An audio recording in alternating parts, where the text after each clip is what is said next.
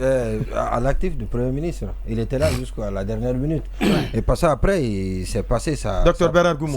Ça a pu basculer, ça allait basculer à la dernière minute quand le CONOR avait dit que les 13 points sur lesquels les deux parties avaient annoncé se mettre d'accord, et donc le CONOR avait dit qu'il n'avait pas reçu ces 13 points, donc, et qu'il n'était pas informé de quoi les deux parties s'étaient mises d'accord.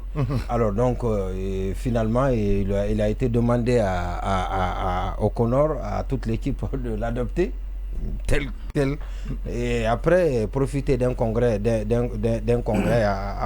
après les élections, et parce qu'on peut toujours revoir les textes,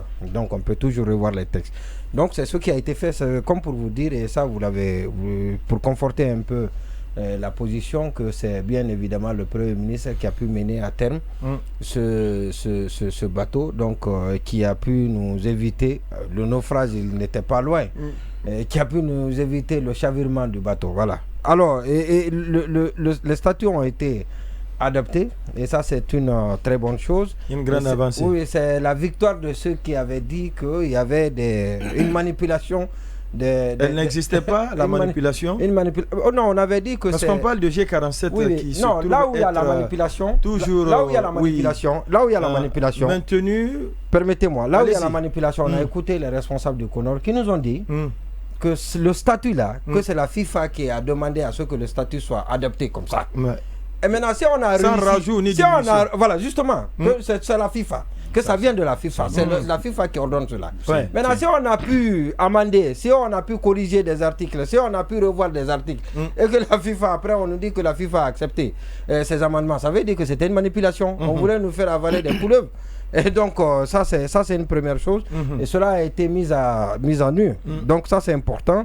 Et ils ont pris de la hauteur aussi pour aller. Est-ce qu'ils avaient le choix? Ils ont raison, parce que nous avons affaire à le plan B n'existait pas. Non, le plan B n'existait pas. Le plan B n'existait pas parce que le CONOR lui-même était menacé. Et parce que le représentant qui était venu ici a dit qu'il n'y a plus de rallonge possible du mandat du CONOR. Et donc, soit on s'entend, ou au mois de novembre, il n'y a pas d'élection, on met en place un autre CONOR. Et c'était très dangereux pour ce CONOR qui est composé d'éminentes personnalités de sport et qui s'y connaissent bien. Et donc, ça allait être une tache noire dans leur carrière. Et ça, ce n'est pas une bonne chose. Et puis, vous avez dit tout à l'heure, les rendez-vous à venir. Donc facilement ça a été adopté, le statut, parce que le travail a été fait en amont. Alors ce qui doit être fait, c'est au mois de septembre la mise en place des commissions électorales et des commissions électorales de recours, la commission électorale et la commission électorale de recours. À l'époque, c'était Dora Koïta qui était le président de la commission électorale. Tam était le président de la commission électorale. Oui, mais plus engagé que même les compétiteurs à l'époque, tous deux.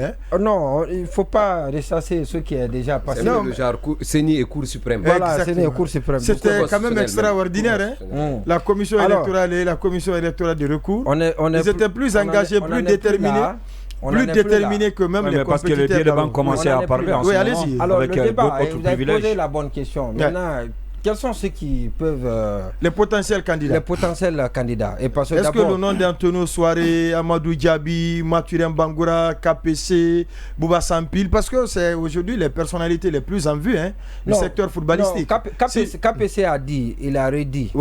Il est formel là-dessus. Qu'il ne veut pas être candidat. Et depuis ce qui s'est passé, et donc il estime que sa place est là où il est, continuer à être mécène et diriger son club. Ça c'est un choix.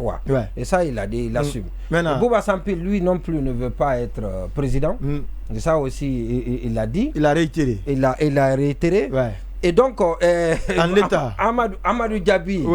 Amadou Diaby, il paraît que ça se dit. Hier même, il avait commencé avant-hier, plutôt après le congrès, les gens l'ont vu. Et voilà, donc non, il faudrait le sortir. Je pense que même s'il était candidat, il ne faudrait pas qu'on le permette. C'est un problème. Mais c'est osé ça. Non, c'est un problème. Attendez, non. Amadou Diaby a un problème aujourd'hui. Non, pas dit. Attendez, comment il y a un problème? Est-ce que le CONOR est parti de non, on n'est plus avec le CONOR. On parle des élections. Attendez, un problème pour arrêtez de m'insulter. Un gros problème d'ailleurs. Non, pas du tout. Cette histoire de raquettage là en 2019, on s'en rappelle. Est-ce que Amadou Diaby, Amadou, c'est le mal du football. Il faudrait le sortir. Non, mais arrêtez de déplacer les situations. Débattons de cette question. Il n'est pas bien pour le football guinéen, Amadou Diaby. Pas du tout. Il n'est pas bien. Amadou Diaby n'est pas bien pour le football guinéen. Pour beaucoup de raisons. Oui. Je donne juste un exemple. En 2019, la catastrophe qu'on a vécue en 2019, il y en a pour quelque chose. Quelle était cette catastrophe? Le problème de la catastrophe. Voilà, vous avez vu? Non, c'est un exemple. Non, il en est pour rien pour cette catastrophe. Non, il n'a qu'à dire que vous allez démontrer qu'il n'en est pour rien. Oui, je peux le démontrer. Moi, je parle pas de ça. Je parle de ce rôle récent. Non, ça, il n'a pas. Qu'est-ce qu'il a fait en 2019? Les déclarations qu'on a connues. Qu'est-ce qu'il a fait en 2019? En 2019, les déclarations qu'on a connues avec le raquettage dont on a expliqué. Ça a été confirmé.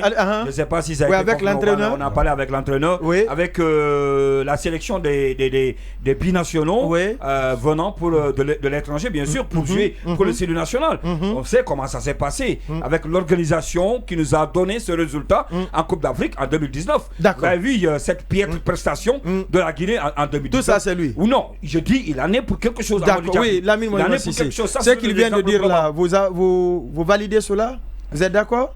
En 2019, la crise que le football a traversée, la sélection, notamment la piètre prestation, est-ce que c'est Amadou Diaby? Non, ça n'a absolument rien à voir avec Amadou. Cette piètre prestation n'a absolument rien à voir avec Amadou.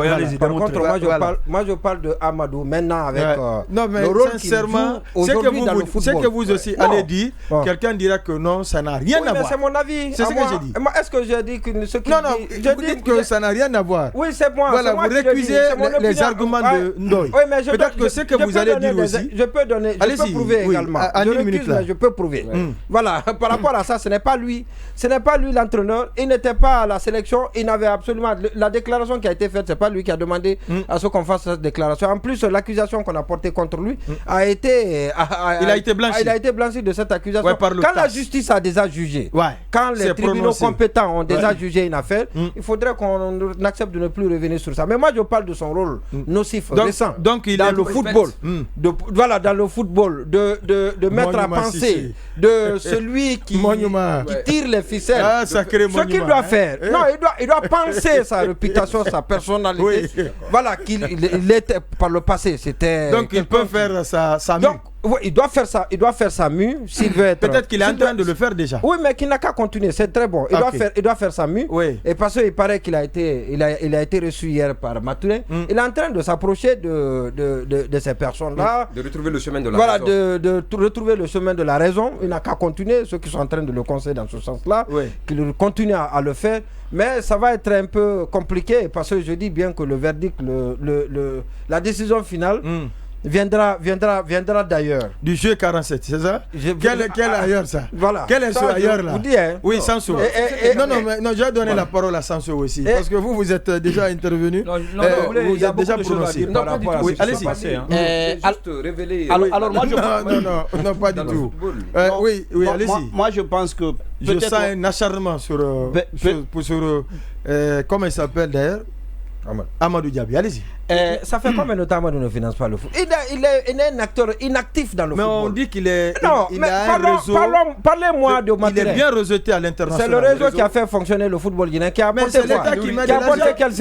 C'est l'État. Je dis quand il était fédération. Quand il était à la fédération, il a fait quelque chose. La Fédé qui finance la Fédé. Son réseau a fait quoi? Non, c'est la FIFA qui finance la Fédé.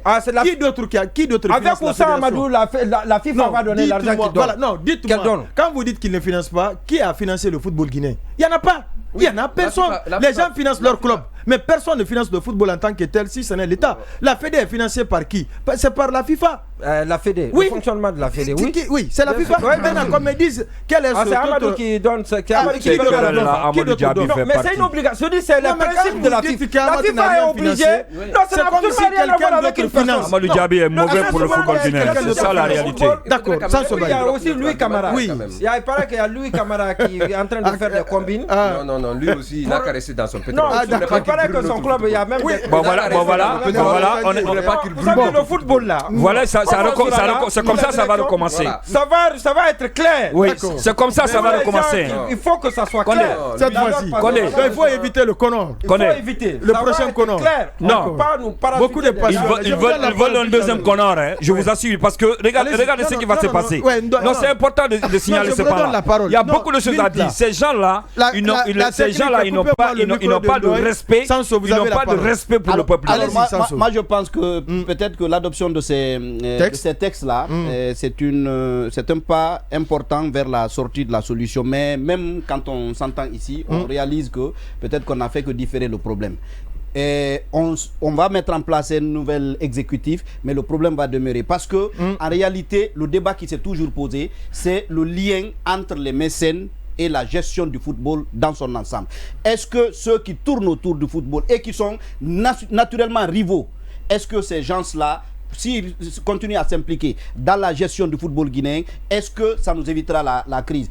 Je dis que le problème est difficile à résoudre parce qu'on ne peut pas décréter que X ou Y ne peut pas candidater.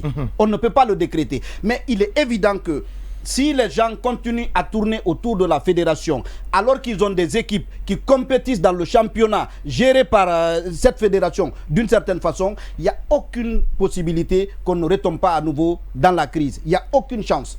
Mais quelqu'un qui a perdu la confiance de ceux qui sont censés voter. Qui? Amadou, je parle de Amadou. Aujourd'hui, son retour dans le football serait encore de fragiliser davantage tous ces efforts qui ont été consentis. Je vous dis que depuis, comme l'a dit tout à l'heure. Mais il n'est pas à l'initiative du Connor. Non, Amadou, il n'est pas à l'initiative du Connor. Mais non, le plus grand mal quand même du football guinéen.